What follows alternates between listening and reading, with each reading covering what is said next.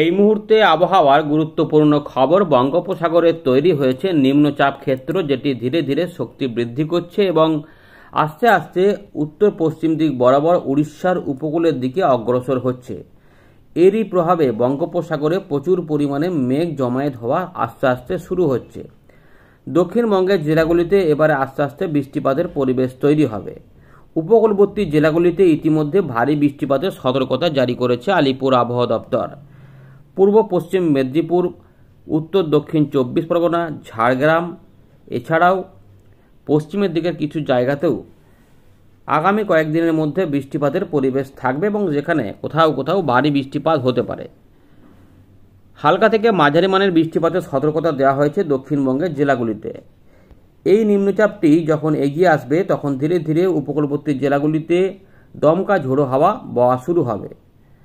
এর পাশাপাশি মৎস্যজীবীদের 22 তারিখ পর্যন্ত সমুদ্রে যেতে নিষেধাজ্ঞা জারি করা হয়েছে আবহাওয়া দপ্তরের তরফ থেকে। উত্তরবঙ্গেও কিছুটা বৃষ্টিপাত হবে। এর প্রভাবে বাংলাদেশেও বেশ কিছু অংশে বৃষ্টিপাতের প্রভাব থাকবে আগামী কয়েকদিনে। এই বৃষ্টিপাতগুলো হলে চাষের অনেকটা সুবিধা হবে, আশায় রয়েছে চাষিরা। ভয়ঙ্কর বৃষ্টিপাত হবে না, ভাসিয়ে দেবে এরকম কোনো বৃষ্টিপাত হবে না, তবে বৃষ্টিপাত কিছুটা হবে যাতে কিছুটা কাজে লাগবে। এই বৃষ্টিপাতের পরিবেশ উপকূলবর্তী জেলাগুলিতে প্রথমে ইতিমধ্যে শুরু হচ্ছে।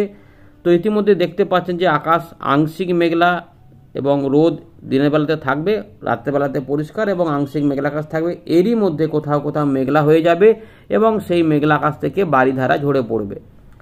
ইতিমধ্যে আমরা দেখতে পাচ্ছি যে উপকূলবর্তী জেলা পূর্ব মেদিনীপুর এবং দক্ষিণ 24 পরগনা, কলকাতার আশেপাশে কিছু এলাকাতে মেঘের সৃষ্টি হওয়া শুরু হয়েছে। বাকি এলাকাগুলিতে পরিষ্কার পরিচ্ছন্ন আকাশ থাকলেও সেখানে বৃষ্টিপাত ফিরে আসবে।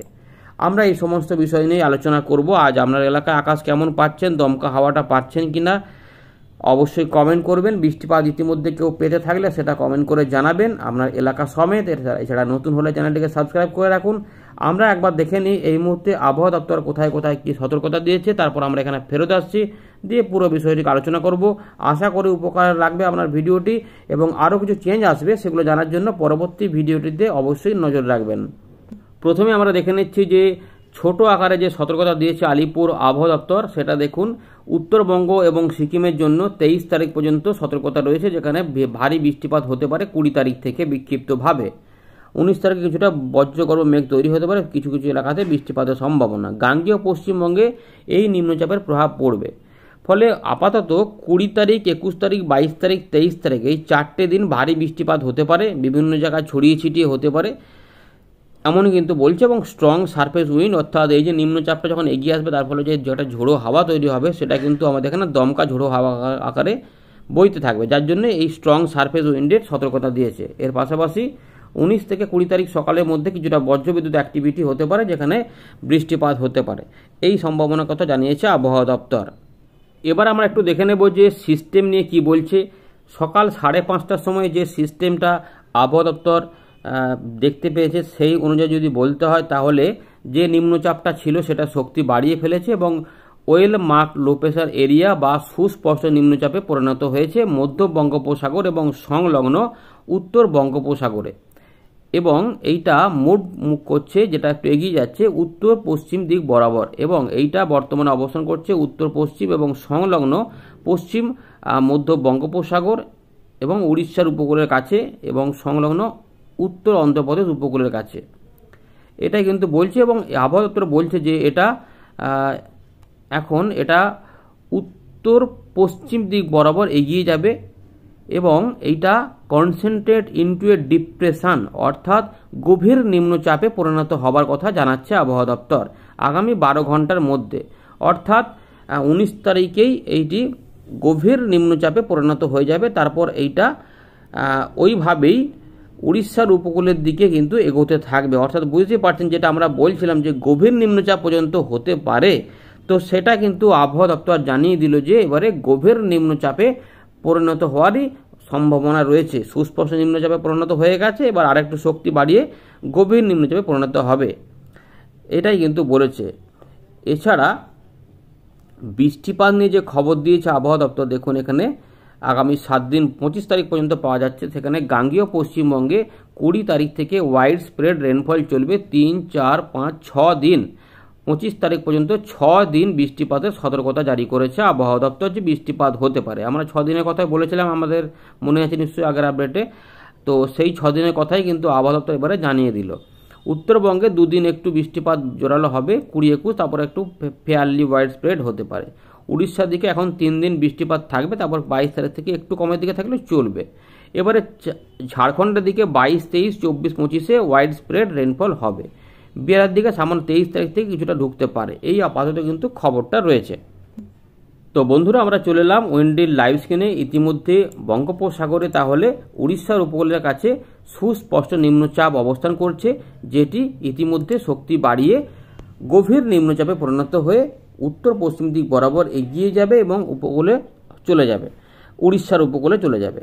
সুতরাং আমরা যেটা মাপতে অন্ধকোটের উপকূলের কাছে ওটা রয়েছে, তো 84 কিলোমিটার পর্যন্ত ঝাপটা পাচ্ছি।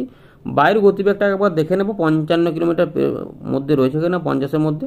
তো 60 কিলোমিটার আরামসে হবে বলছে। তার মানে গভীর নিম্নচাপ বা ডিপ্রেশন 100% হবে, এই সম্ভাবনা কিন্তু আরামসে রয়েছে।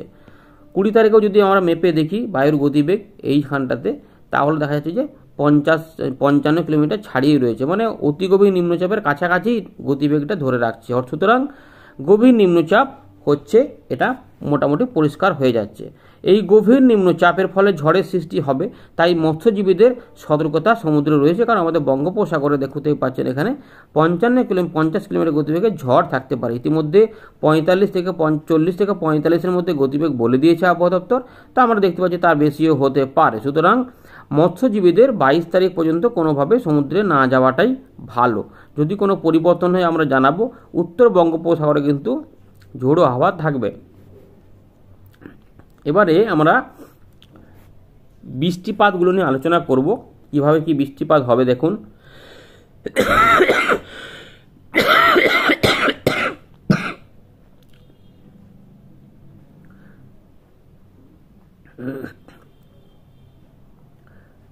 যেহেতু সুস্পষ্ট নিম্নচাপে পরিণত হয়ে গেছে, ফলে তার তো দমকা হাওয়া একটা থাকছেই, যার ফলে অন্ধ্রপ্রদেশ, উড়িষ্যা, ছত্তিশগড়ের দিকে ভালোই বৃষ্টিপাত থাকবে এবং এরই কিছুটা প্রভাব আমাদের বাংলাতে পড়বে।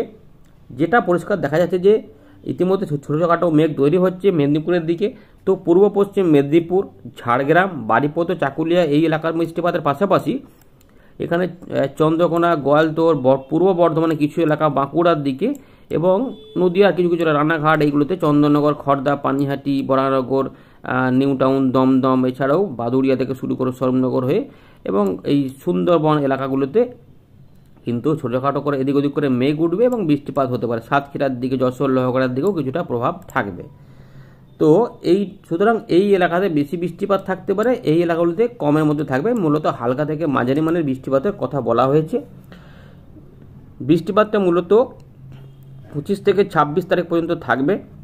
উত্তরবঙ্গে রাতের দিকে কিছুটা সামান্য বৃষ্টিপাত আসবে, মাঝারি ভারী বৃষ্টিপাত থাকতে পারে। জলপাইগুড়ি, আলিপুরদুয়ার, কোচবিহার, বঙ্গাইগাঁও, পাঠশালা, গুয়াহাটি, জোরহাট, ডিব্রুগড় এদিকেও বৃষ্টিপাত থাকবে। অর্থাৎ আসাম এবং উত্তরবঙ্গে বৃষ্টিপাত থাকবে, সামান্য কিছুটা সংলগ্ন আমাদের বাংলাদেশের রংপুর বিভাগে পড়তে পারে। আর এই এলাকাগুলিতে ভারী অতি ভারী বৃষ্টিপাত জারি থাকবে। দেখুন, এবারে আমরা ট্র্যাক করছি 20 তারিখ। 20 তারিখের দিকে গেলে কিছুটা বৃষ্টিপাত হালকা থেকে মাঝারি মানের হবে, তবে চান্স থাকছে পুরুলিয়া, পশ্চিম বর্ধমান, পুরুলিয়া, বাঁকুড়া, ঝাড়গ্রাম, মেদিনীপুর এবং কলকাতা, হাওড়া, হুগলি, 24 পরগনার দিকেও থাকবে। মেঘলা মেঘলা আকাশ মাঝে মাঝে হবে, উড়ো উড়ো মেঘ হবে। কিন্তু এর বেশি বৃষ্টিপাতের প্রভাব অন্ধ্রপ্রদেশ, ঝাড়খণ্ড বলছি না, উড়িষ্যা এবং এখানে ছত্তিশগড় এই এলাকাতে বেশি থাকবে। এরপরে আমরা যেটা দেখব যে বৃষ্টিপাতগুলো আস্তে আস্তে আবার পূর্ব দিকে শিফট হবে। তখন কি হবে, এদিকে একটা চলে গেল, কিন্তু এদিকে আমরা বৃষ্টিপাতটা পাবো, যেটা উড়িষ্যা থেকে শুরু করে খড়গপুর, মেদিনীপুর, ঝাড়গ্রাম, কলকাতা, হাওড়া, হুগলি, 24 পরগনা এবং অর্থাৎ দক্ষিণবঙ্গের বিভিন্ন এলাকাতে ঘুরিয়ে ফিরিয়ে হালকা মাঝারি বৃষ্টিপাত হবে। 22, 23, 24-এর মধ্যে বৃষ্টিপাত এবারে বাড়তে শুরু করতে পারে। এই দেখুন, এইরকমভাবে একটা বৃষ্টিপাত আসবে। 21 তারিখ রাত থেকে সকালের মধ্যে বৃষ্টিপাত মেঘলা মেঘলা হবে। তখন সন্দ্বীপ, হাতিয়া, বরিশাল, কলাপাড়া, লালমোহন, এদিকে খুলনা থেকে শুরু করে কলকাতা, হাওড়া, হুগলি 2, 24 পরগনা 2, মেদিনীপুর, এখানে বাঁকুড়া থেকে শুরু করে হুগলি, বর্ধমানের দিকে বৃষ্টিপাত ধীরে ধীরে ছড়াবে। 22 তারিখের দিকে বৃষ্টিপাত ওয়াইড স্প্রেড হবে। ঝাড়খণ্ড থেকে শুরু করে আমাদের গাঙ্গেয় পশ্চিমবঙ্গে, পশ্চিম বর্ধমান, পূর্ব বর্ধমান, নদিয়া থেকে শুরু করে উপকূলবর্তী সমস্ত জেলাগুলিতেই হালকা মাঝারি বৃষ্টিপাতের পাশাপাশি কোথাও কোথাও মাঝারি ভারী বৃষ্টিপাত হওয়ার চান্স থাকবে। সুতরাং এই বৃষ্টিপাতগুলো এই সমস্ত জেলাগুলিতে কাজে লাগবে। কিছুটা কম দেখাচ্ছে মালদা, বীরভূম, মুর্শিদাবাদ এবং সংলগ্ন নদিয়া, পূর্ব বর্ধমানে, কিন্তু বৃষ্টিপাত থাকবে। দেখতেই পাচ্ছেন 22 তারিখের পর আমরা যখন 23 তারিখে যাব, 23 তারিখে এইখানে বৃষ্টিপাত থাকবে, অর্থাৎ পশ্চিমের দিকের জেলাগুলি এবং উপকূলবর্তী জেলাতেই বেশি বৃষ্টিপাত থাকবে। সুতরাং গভীর নিম্নচাপ হচ্ছে, তার ফলে বৃষ্টিপাত হবে, কিন্তু এই নিম্নচাপটার ফলে যেহেতু জলীয় বাষ্প ঢুকে থাকবে, তাই কয়েক ক্ষেপে বৃষ্টিপাত বিভিন্ন জায়গাতে হবে। এই ছবিগুলোর সঙ্গে বাস্তবে একটু অদল বদল পাবেন। 24 তারিখের পর 25 তারিখেও যাব, তখনও কিন্তু কিছু কিছু এলাকাতে বৃষ্টিপাত থাকবে অল্প অল্প করে।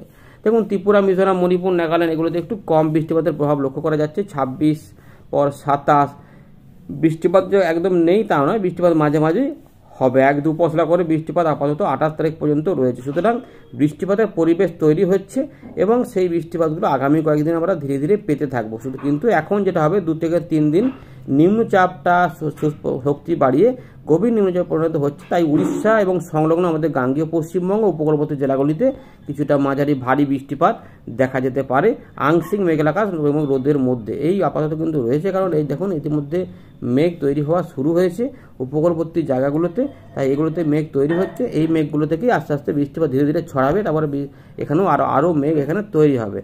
এই আপাতত রয়েছে, ঝড়ের বড় ভয় নেই, কিন্তু মৎস্যজীবীদের সমুদ্রে না যায় ভালো, কারণ সমুদ্র উত্তাল থাকছে এবং সেখানে ঝড়ের সৃষ্টি হচ্ছে। ধন্যবাদ।